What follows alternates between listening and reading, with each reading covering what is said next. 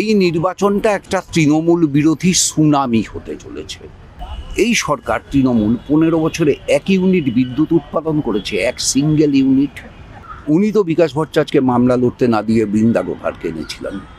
এক, রাজ্যের শিক্ষার যে অবনমন হয়েছে ভয়ঙ্কর রকমের, তার হাত থেকে রাজ্যকে মুক্ত করতে হবে। 2, পাড়ায় পাড়ায় তোলাবাজি, সিন্ডিকেট রাজ, বাস্তানি বন্ধ করে দিতে হবে। 3, নারী নিরাপত্তাকে নিশ্চিত করতে হবে। নমস্কার, আই বাংলায় আপনাদের স্বাগত। আজকে এই মুহূর্তে আমার সামনে যিনি বসে আছেন আপনারা দেখতে পাচ্ছেন সিপিআইএমের তন্ময় ভট্টাচার্য। তন্ময়দা, সামনে ভোট, নানা ইস্যু উঠেছে পশ্চিমবঙ্গের ক্ষেত্রে, সেই ইস্যুগুলোর মধ্যে এক এক করে আমরা আসব। তার মধ্যে আমার কিছু কথা আছে, আপনারা ইশতেহার দিয়েছেন, এই ইশতেহার নিয়েও আমি আলোচনা করব। এটা তো অস্বীকার করার উপায় নেই, পশ্চিমবঙ্গের এই যে তৃণমূল 15 বছর শাসন করার পরে একটা স্থবিরতা এসছে, দাঁড়িয়ে আছে, মানুষ দ্বিধা বিভক্ত কোন দিকে যাবে। সেই জায়গা থেকে মানুষের একটা পার্ট ভাবছে যে সিপিএমরা বা বামপন্থীরা পারবে না, তারা একটা, অথচ তারা অল্টারনেটিভ একটা দল খুঁজছে যে দলকে তারা সরকারে পাঠাতে চাইছে। এই আপনাদের প্রতি বা সিপিআইএম বা বামপন্থী জোট যাই বলি না কেন, মানুষের এই ধারণা কেন আসছে, বা এটাকে আপনি কিভাবে, আপনাকে যদি এটাকে ওভারকাম করতে হয় তাহলে কিভাবে করবেন? আমার নিজের যেটা ধারণা, আপনি যে কথাটা বললেন বামপন্থীরা পারবে না, এটা 2019-এর ক্ষেত্রে সত্য ছিল, 21-এর ক্ষেত্রে সত্য ছিল, 24-এর ক্ষেত্রে সত্য ছিল। 2026-এর ক্ষেত্রে এই ন্যারেটিভটা তার অতীত শক্তি হারিয়েছে। যতটা সত্য মানুষ এটাকে 2021-এ মনে করেছিলেন, 2026-এ মানুষ এটাকে ততটা সত্য মনে করছেন না। মানুষ মনে করছেন বামপন্থীরা ছাড়া অন্য কেউ পারবে না। বামপন্থীদের পক্ষে মানুষের সমর্থন আবার ফিরে আসার, এটা তো স্বীকার করতে বিন্দুমাত্র দ্বিধা নেই যে অতীতে বামপন্থীদের যে সমর্থন ছিল, এমনকি 2016-তেও যে সমর্থন বামপন্থীরা পেয়েছিল, পরবর্তীকালে সেই সমর্থন বামপন্থীরা হারিয়েছে। শুধু না, প্রায় সমানুপাতে, প্রায় সমসংখ্যায় বিজেপির প্রতি মানুষের সমর্থন বেড়েছে, যেটাকে অতি সরল রেখায় বামেদের ভোট কমেছে এবং বিজেপির ভোট বেড়েছে এরকমভাবে অনেকে ব্যাখ্যা করেন। আমি নিজে এটা মনে করি না যে আমাদের সব ভোট বিজেপিতে গেছে। আমি মনে করি আমাদের কিছু ভোট তৃণমূলেও গেছে, অবশ্যই মেজরটা বিজেপিতেই গেছে, বা এই তৃণমূলেরও কিছু ভোট বিজেপিতে গেছে। এটাকে তো এমন কোনো স্ক্যানিং মেশিন বের করা যায়নি যা দিয়ে কার কতটা ভোট বিজেপির বাক্সে গেছে সেটা বের করা যাবে। কিন্তু যাই হোক না কেন, মানুষ বামপন্থীদেরকে আস্থাশীল বলে মনে করেননি, এ সত্যটা মানতেই হবে। এই সত্যটা অভিমুখ বদলাচ্ছে, মানুষ বামপন্থীদের প্রতি আস্থা রাখতে শুরু করেছেন। এটা ভোটের বক্সে কতটা প্রতিফলিত হবে, ভোট শতাংশের হিসেবে কতটা, আসন সংখ্যার নিরিখে কতটা, সেটা 4 মের আগে বলা যাবে না।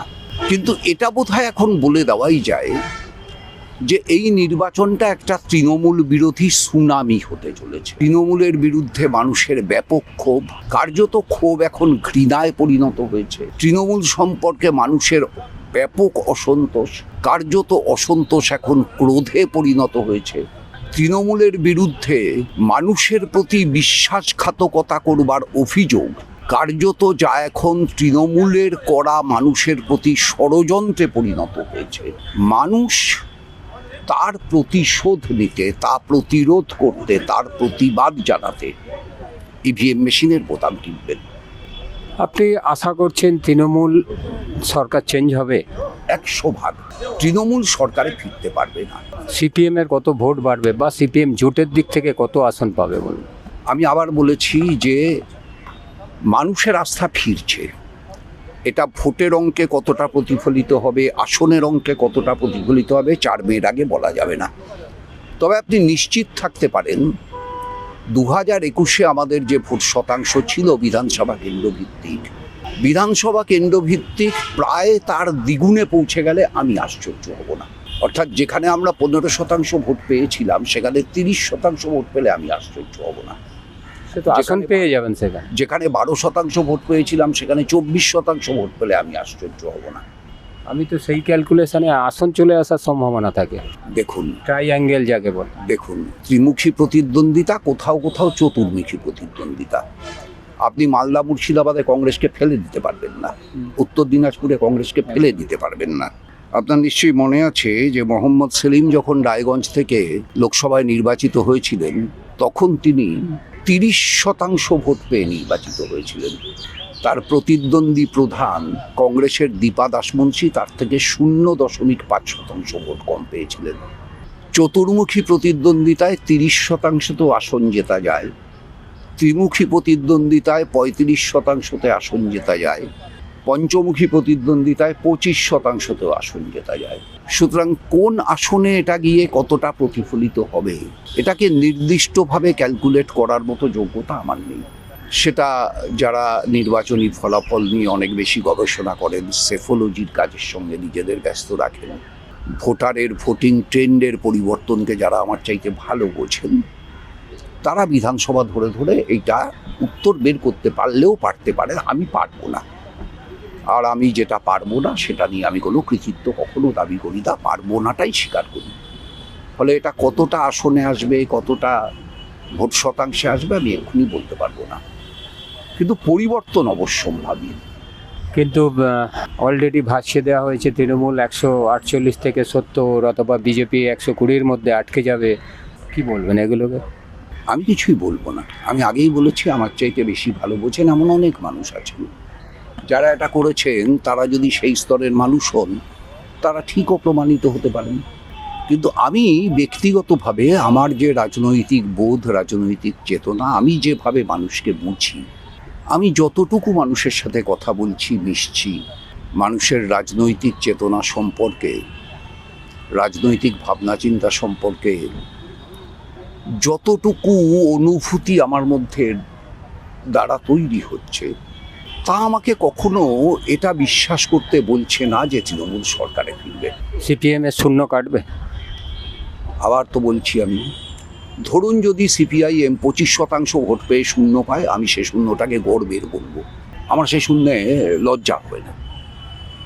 কারণ সংসদীয় গণতন্ত্রে মানুষের সমর্থনটা আসল।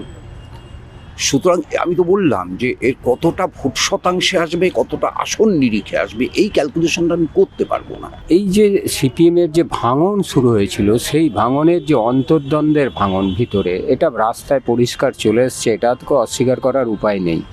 আপনার এই ভোট যুদ্ধে মনে হয় না কি তার প্রভাব পড়বে, বা সিপিএম এর যারা কর্মী বা বামপন্থী যারা কর্মী তারা সেইভাবে এই ভোট যুদ্ধে সামিল না? দেখুন, সিপিএমে ভাঙন আপনি কি চোখে দেখতে পেয়েছেন? আমি জানি না, আমি দেখতে পাইনি। আমাদের পার্টিতে রাজনৈতিক বিরোধিতা যদি কেউ করেন, পার্টির গৃহীত রাজনীতির বিরুদ্ধে যান, স্বাভাবিকভাবেই তিনি পার্টিতে থাকবেন না। সেটা তিনি অন্য পার্টিতে যোগ দিতে পারেন, যেমন ঋতব্রত ব্যানার্জি যোগ দিয়েছেন, যেমন মইনুল হাসান যোগ দিয়েছেন, যেমন অনেক আগে রেজ্জাক মোল্লা যোগ দিয়েছিলেন, হলদিয়ার এমএলএ তাপসী মণ্ডল যোগ দিয়েছিলেন, নবগ্রামের এমএলএ কানাই মণ্ডল যোগ দিয়েছিলেন, বসিরহাট উত্তরের এমএলএ রফিকুল ইসলাম যোগ দিয়েছিলেন। এরকম অনেক উদাহরণ আছে। তিনি আমাদের রাজনীতি থেকে অন্য রাজনীতিতে তার আস্থা প্রকাশ করেন। সেটা কতটা প্রলোভনে করেছেন, কতটা স্বার্থে করেছেন, কতটা আদর্শগত বিশ্বাসে করেছেন, এ প্রশ্নের উত্তর জনগণ জানে। কিন্তু আপনি যে ভাঙন বলছেন, কোনটাকে ভাঙন বলছেন? প্রতিকূল রহমান, ওটা কোনো ভাঙন হলো? ওটা কোনো ভাঙন? উনি গত লোকসভা নির্বাচনের পর থেকে যদি ভালো করে খেয়াল করেন দেখবেন, গত লোকসভা নির্বাচনের পর থেকে পার্টির কাজকর্মে ওনার অনাসক্তি প্রবল হয়ে উঠেছিল। ইভিন গত লোকসভা নির্বাচনে প্রার্থী হিসাবে ওনার ভূমিকা কিছু সংশয় এবং কিছু প্রশ্নেরও জন্ম দিয়েছিল। এসব কথা তখন জনগণের মাঝে আসেনি, কিন্তু পার্টির অভ্যন্তরে অবশ্যই ছিল। কমিউনিস্ট পার্টি একজন কমরেডকে নেতা হিসাবে গড়ে তুলতে তার একটা ব্যাপক বিনিয়োগ থাকে, আর্থিক বিনিয়োগ না। এটা হচ্ছে রাজনৈতিক চেতনার বিনিয়োগ, রাজনৈতিক শিক্ষার বিনিয়োগ, মতাদর্শের বিনিয়োগ, শ্রমের বিনিয়োগ, দায়িত্ব দেওয়ার বিনিয়োগ। এই সব কিছুর ভিতর দিয়ে একটা ব্যাপক বিনিয়োগের মধ্য দিয়ে কমিউনিস্ট পার্টিতে একজন সাধারণ সমর্থক থেকে কর্মী, কর্মী থেকে নেতায় রূপান্তরিত হন। নিশ্চিতভাবে প্রতিকূল সেটা হয়েছে, মানুষের ভেতর যথেষ্ট সাড়াও ফেলতে পেরেছিল, সেই জন্যই নেতা হয়েছিল, সেই জন্যই এসএফআই এর 2 টার্মের সভাপতি হয়েছিল রাজ্যে। কিন্তু শেষ লোকসভা নির্বাচন থেকে কতগুলো পরিবর্তন ওর মধ্যে আমরা লক্ষ্য করছিলাম, আমাদের নেতারা আরো বেশি করে লক্ষ্য করছিলেন। শেষ পর্যন্ত যখন আমরা বুঝলাম যে ও মনস্থির করে ফেলেছে ও তৃণমূল কংগ্রেসে যোগ দেবে, আমাদের কাজ কি? একজন কমরেডকে রক্ষার চেষ্টা করা, যে বিনিয়োগটা করেছি সেই বিনিয়োগটাকে জলে যেতে না দেওয়া। আমাদের নেতারা চেষ্টা করলেন। কেউ বলতে পারেন আরো আগে থেকে চেষ্টা করলে ভালো হতো, কেউ বলতে পারেন অমুক বেশি চেষ্টা করলে ভালো হতো, কেউ বলতে পারেন তমুক বেশি চেষ্টা করলে ভালো হতো। এসব পরামর্শ খবরের কাগজে, টিভিতে আমরা পেয়েছি। কিন্তু আমাদের পার্টি কিভাবে চেষ্টা করবে সেটা আমাদের পার্টি ঠিক করবে, সেটা মিডিয়াও ঠিক করে দেবে না, খবরের কাগজও ঠিক করে দেবে না। সেই চেষ্টাটা আমরা করেছি, চেষ্টাটা সফল হয়নি। কিন্তু যন্ত্রণা তো আমাদের হয়েছে, আমাদের বিনিয়োগ জলে গেছে। তা তো আমাদের কাছে আনন্দের না, তা তো আমাদের কাছে যন্ত্রণার, আমাদের কাছে বেদনার। সেই জন্যই তো পার্টির রাজ্য সম্পাদক বলেছেন সন্তান হারানোর বেদনা অনুভব করছি। কিন্তু কমরেড স্ট্যালিন তো সন্তান হারিয়েছিলেন, এই শর্ত দিয়েছিল হিটলার যে তার বিনিময়ে মেজরকে দিতে হবে। স্টালিন বলেছিলেন আমার ছেলে মেজর না, আমার ছেলে সৈন্য দলে যে স্ট্যাটাসে আছে সেই স্ট্যাটাসের বন্দীকে মুক্তি দিতে পারি ওর বিনিময়ে, মেজরকে দেবো না। তার ছেলে খুন হয়ে গেছিল হিটলারের হাতে। স্টালিন সন্তান হারানোর বেদনা অনুভব করেছিলেন, কিন্তু নিজের ছেলের চাইতে তো নিজের পার্টি বড়, নিজের পার্টির চাইতে তো নিজের দেশ বড়। স্টালিন শিখিয়েছেন, আমরা শিখেছি, মোহাম্মদ সেলিম শিখেছেন। আমি একদম সরাসরি এই রাজনীতির প্রভাবে আপনাদের যে এজেন্ডা বা বলবো ইশতেহার প্রকাশ করেছেন, সেই ইশতেহারে কিছু লিখেছেন, আপনি নিশ্চয়ই পড়েছেন। প্রত্যেক বাড়িতে একটি করে কাজের অঙ্গীকার রাখা হয়েছে, 16 দফা ইশতেহার। এটা সম্ভব? আমরা 1977 সালে 36 দফা কর্মসূচি ঘোষণা করেছিলাম, 36 দফায় রূপায়ণ করেছিলাম। সম্ভব হয়েছিল তো? আজকের পরিস্থিতিতে যা যা সম্ভব তার উপর দাঁড়িয়ে আমাদের এবারের ইশতেহার রচিত হয়েছে। প্রতি পরিবার পিছু একজনের কাজ, খেয়াল রাখতে হবে কাজ, চাকরি না। অর্থাৎ একজন করে উপার্জনক্ষম মানুষ যেন প্রতি পরিবারে থাকে, ন্যূনতম একজন। কোনো পরিবারে 4 জনও থাকতে পারে, আছেও হয়তো, কিন্তু ন্যূনতম একজন উপার্জনক্ষম মানুষ যেন থাকে। এবার এইটার জন্য একটা অনেক বড় গ্রাউন্ড ওয়ার্ক করতে হবে। কোন কোন পরিবারে উপার্জনক্ষম মানুষ নেই খুঁজে বের করতে হবে, সেখানে কি ব্যবস্থা করা যায় খোঁজ করতে হবে। ধরুন একটা সাদা মাটা উদাহরণ দিই। এই যে আমাদের রাজ্যে সবুজ সাথী বলে একটি প্রকল্প আছে, যার মধ্যে দিয়ে ছাত্রছাত্রীদের সাইকেল দেওয়া হয়। আমি যে সময় বিধায়ক ছিলাম সেই সময় বছরে গড়ে 17.5 লক্ষ সাইকেল কেনা হতো। 17.5 লক্ষ? পাঞ্জাবের জলন্ধরের একটি কোম্পানি থেকে এই সাইকেল কেনা হতো। আচ্ছা, একটা রাজ্যের সরকারের আয়ের প্রধান উৎস কি? উৎপাদন শুল্ক। আমাদের রাজ্যে কোনো উৎপাদন নেই, তাই উৎপাদন শুল্ক বাবদ আয় নেই। প্রধান উৎসটাই আমাদের রাজ্যে সবচেয়ে দুর্বল। তাহলে এই যে 17.5 লক্ষ সাইকেল, তা তো উৎপাদন হতো। উৎপাদন শুল্কটা কে পেত? পাঞ্জাব গভর্নমেন্ট। দ্বিতীয় প্রধান উৎস কি? সেল ট্যাক্স, বিক্রয় কর। সেল ট্যাক্সটা কে পেত? পাঞ্জাব গভর্নমেন্ট, আমরা পেতাম না। আমি বিধানসভায় হিসেব করে বলেছিলাম যে সেন র্যালে বলে যে কোম্পানি ছিল সাইকেলের, যেটাকে পরে ভারত সরকার অধিগ্রহণ করে ভারত সাইকেল নাম দেয়, সেই সাইকেল কোম্পানিকে যদি আবার সাইকেল পুনরুৎপাদনযোগ্য করতে হয়, আধুনিকীকরণ করতে হয়, তাহলে যে টাকা খরচ হবে সে টাকা 7 বছরে উঠে আসবে। এবং 7 বছর পর থেকে এই সাইকেলের উৎপাদন শুল্ক, সেল ট্যাক্স সবটা রাজ্য সরকার পাবে। অর্থাৎ রাজ্য সরকারের মোট খরচ অনেক কমে যাবে সাইকেল কেনা বাবদ। এই সরকার শোনেনি। ধরুন ডাক ব্যাগ কোম্পানি সোদপুরে ব্যাগ বানাতো। আচ্ছা, বছরে যদি ডাক ব্যাগ কোম্পানি 100 কোটি টাকার ব্যাগ বানাতো, আমি যদি ধরে নিই, তাহলে 100 কোটি টাকার ব্যাগ বানানোর উৎপাদন শুল্ক কত হতো? 7.5%। 100 কোটি টাকার ব্যাগ যখন সে বাজারে বিক্রি করতো, নিশ্চয়ই 130 কোটিতে বিক্রি করতো বা 140 কোটিতে বিক্রি করতো। তার সেল ট্যাক্স কত হতো? 5%, 5.5%। টাকাটা রাজ্য পেত, ডাক ব্যাগ কোম্পানিটা বন্ধ হয়ে গেল, রাজ্যের আয় কমে গেল। একই রকমভাবে একটার পর একটা কারখানা বন্ধ হয়ে গেছে।